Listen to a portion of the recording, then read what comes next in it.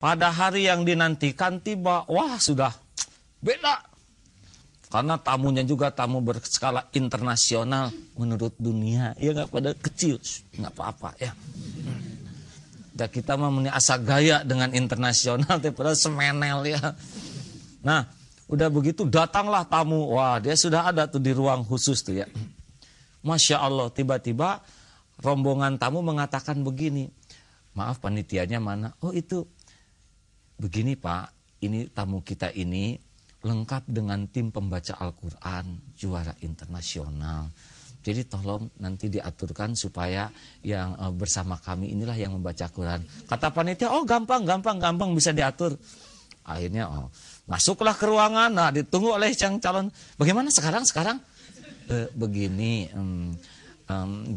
ya, itu yang ngajinya sudah siap. Tidak, nah tiba-tiba dia mencekik lehernya sendiri ya. Nah itu ciri-ciri nggak ikhlas ya. Kenapa? Niat udah sampai, latihan jadi amal, betul tidak? Tampil belum tentu yang terbaik. Siapa tahu tampilan kita waktu itu benar-benar full ria, yang nggak dinilainya sama sekali di hadapan Allah. Makanya sudah latihan, mau pentas misalkan, mau tim nasid, ternyata keburu bubar, ya sudah tidak apa-apa ya. Dongkol itu tidak menyelesaikan masalah. Ingat dulu teorinya ya, teori ridho, yang kening kena bola golap gitu ya, jidat kena bola golap, ridho benjol nggak ridho benjol, betul tidak? Mending ridho ya. Nah orang yang ikhlas mah enak.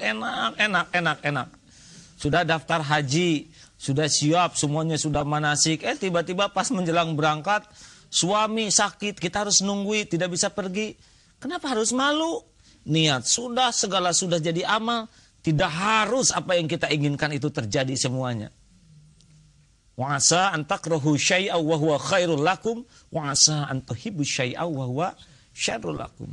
Bisa jadi tidak menyukai sesuatu padahal baik menurut Allah. Bisa jadi menyukai sesuatu padahal buruk menurut Allah. Wallahu ya'lamu wa antum la ta'lamun. Allah Maha tahu, kita kurang tahu. Makanya sudahlah, Bu, Pak, kalau pengen berhati ikhlas, 2 aja pikiran kita. 2 aja. Jangan banyak yang aneh-aneh, ya. Ya Allah, bagaimana sih bersih? Kenapa saya lakukan ini? Semata-mata karena Engkau, ya Allah. Kalau ibu dandan ya Allah, bukan karena suami, karena Engkau. Perkara suami jadi suka, resiko ya begitu. Ibu ngurus anak, bukan supaya anak lagi ya nggak Allah. Dan saya bukan supaya anak balas budi.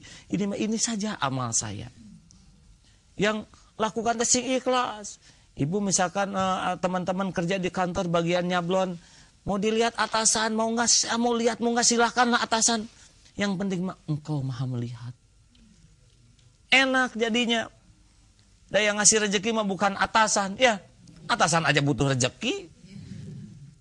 Betul tidak? Maka mulai sekarang, wes ojo mumet. Ojo kecewa. Betul tidak? Mau kuciwo, ya Allah maaf. Nah, tadinya belajar. Ya saya mohon maaf atuh ya.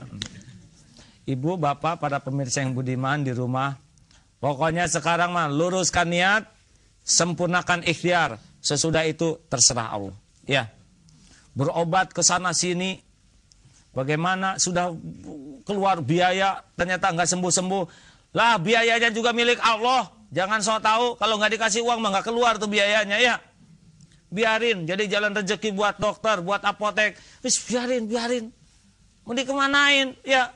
Bahagia kita ngenafkain dokter, apotek, rumah sakit. Kalau nggak kasihan, ya masa rumah sakit nggak ada pasiennya. Ladang amal buat beliau-beliau, betul tidak? Ya silakan pertanyaan, 1 aja dulu kali ini, ya. Ya coba ini dulu ya, silakan. Assalamualaikum warahmatullahi wabarakatuh. Waalaikumsalam warahmatullahi wabarakatuh. Gimana caranya kita ikhlas dalam menjalankan perintah orang tua dan mensikapi keadaan orang tua yang udah lanjut usia? Wah ini betul ini. Ada masih muda ya? Oh iya ya, kelihatan maaf ya. Bagaimana kalau disuruh oleh orang tua? Aduh ini benar-benar, apalagi bagi remaja, cobaan ya. Yang tolong pijitin bapak. Belum juga selesai, di mana ini kaos kaki. Kalau enggak ikhlas, ya capek, ya dongkol, ya enggak ada apa-apanya. Jadi mungkin caranya begini, mumpung ada itu ya. Kalau orang tua udah enggak ada, enggak akan nyuruh. Ini serius hadirin, para pemirsa, benar ini ya. Kalau orang tua sudah tidak ada, enggak akan nyuruh lagi. Mumpung ada, sempurnakan. Sedih nanti kalau udah enggak ada itu. Yang kedua, secapek-capeknya ngurus orang tua itu jadi amalan yang bekal membuat kita ditolong oleh Allah. Misalkan kita mau ulangan, tiba-tiba kata bapak, cik, tiring, tolong ini, pijit punggung bapak. Hati kita, tuh padahal mau ulangan. Asik. Barang siapa yang memudahkan urusan orang lain, Allah kan memudahkan urusannya. Kan ulangan susah, betul tidak? Nah ini, ya, sambil belajar, F sama dengan M kali A misalkan. Nah jangan heran ketika sampai pagi-pagi, Pak tolong doakan saya mau ulangan. Hah? Mau ulangan? Kenapa kamu nggak bilang-bilang? Tahu gitu nggak disuruh mijit? Udah mijitnya juga Pak.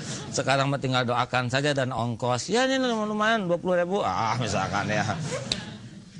Cepat kita sedekah. Ya siapa tahu oleh Allah dimudahkan kita ingat. Betul tidak? Karena mudah bagi Allah mengingatkan sesuatu. Pokoknya tidak pernah rugi lah. Ya, yang rugi itu yang tidak ikhlas. Mumpung masih ada dan selalu yang kita lakukan kembali ke kita. Ya, baik. Ada lagi?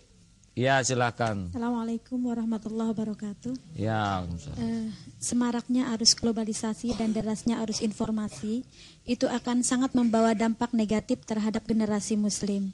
Terutama mereka jarang sekali mengkaji keikhlasan. Mungkin alangkah baiknya kalau AA memberikan gambaran bagaimana kisah Ashabul Kahfi.